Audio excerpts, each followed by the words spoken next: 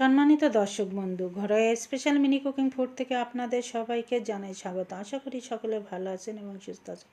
তো বন্ধুরা, বাড়িতে এরকম মুচমুচে ধনেপাতার চপ তৈরি করার জন্য সহজ রেসিপি আজকে আমি আপনাদের সঙ্গে শেয়ার করছি। তো সম্পূর্ণ ভিডিওটি দেখবেন, আশা করছি আপনাদের ভালো লাগলে অবশ্যই একটি লাইক দেবেন আর চ্যানেলটি সাবস্ক্রাইব করে পাশে থাকবেন। তো বন্ধুরা, আমি দেখুন এখানে গোটা 10 টাকার ধনেপাতা আমি নিয়েছি, অর্থাৎ 5 টাকা করে তাড়ি, সেখানে আমি 3 তাড়ি নিয়েছি 10 টাকা দিয়ে। তো ধনেপাতাগুলো আমি আগে গোটা অবস্থায় ভালো করে ধুয়ে নিয়েছি, কারণ বুঝতেই পারছেন এগুলো কেটে ধুলে কিন্তু ময়লা সেইভাবে যাবে না, তাই আগে আপনি গোটা অবস্থায় ভালো করে ধুয়ে নেবেন। তারপরে আমি কটা পেঁয়াজ কুচিয়ে নিলাম বন্ধুরা। এবার আমি ধনেপাতাগুলো কেটে ছোট ছোট করে নেব।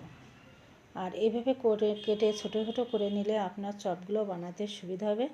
গোটাও আপনি বানাতে পারেন, কিন্তু এত বড় যেহেতু ধনেপাতা হয়ে গেছে, সেহেতু কিন্তু আপনি এরকম কেটে কুচি কুচি করে নেবেন বন্ধুরা।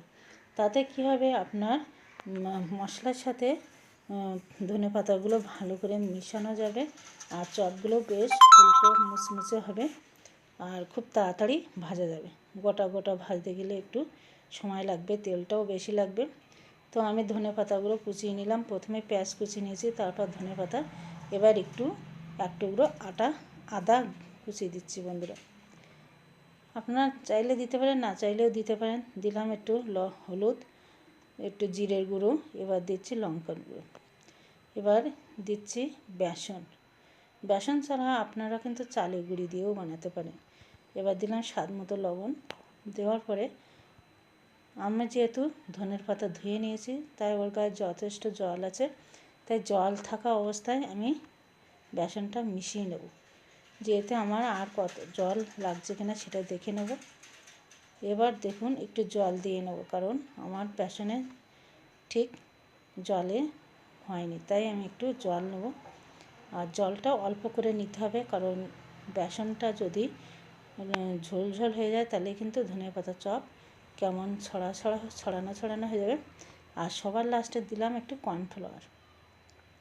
বন্ধুরা, এইটা দিলে কি হয়, কর্নফ্লাওয়ারটা দিলে আপনার ধনেপাতাটা মুচমুচে হবে, আর কেমন তাড়াতাড়ি সেদ্ধ হয়ে যাবে, আর ফুলবেও ভালো। তাই আমি লাস্টে একটু কর্নফ্লাওয়ার দিলাম। আপনাদের ঘরে যদি থাকে দিয়ে দেবেন, নাহলে দেওয়ার দরকার নেই। এটা দিতে হবে এমন কোনো জোর বা সেরকম কোনো ব্যবস্থা নেই। যাই হোক বন্ধুরা, তো আমি দেওয়ার পরে দেখুন মিনিট 10 কিন্তু ঢেকে রেখে দিয়েছিলাম, আর ধনেপাতাগুলো দেখুন কেমন একটু নরম হয়ে গেছে।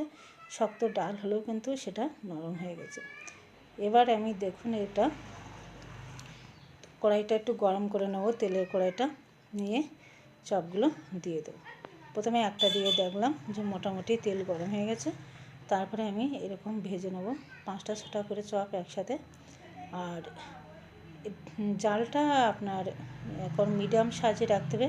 খুব কড়া দিলে কিন্তু ভেতরে ভালোভাবে সেদ্ধ হবে না। কিন্তু যেহেতু কর্নফ্লাওয়ারটা দেওয়া হয়েছে, সেহেতু কিন্তু এই ধনেপাতার চপগুলো কিন্তু বেশি ফুলেছে বন্ধুরা।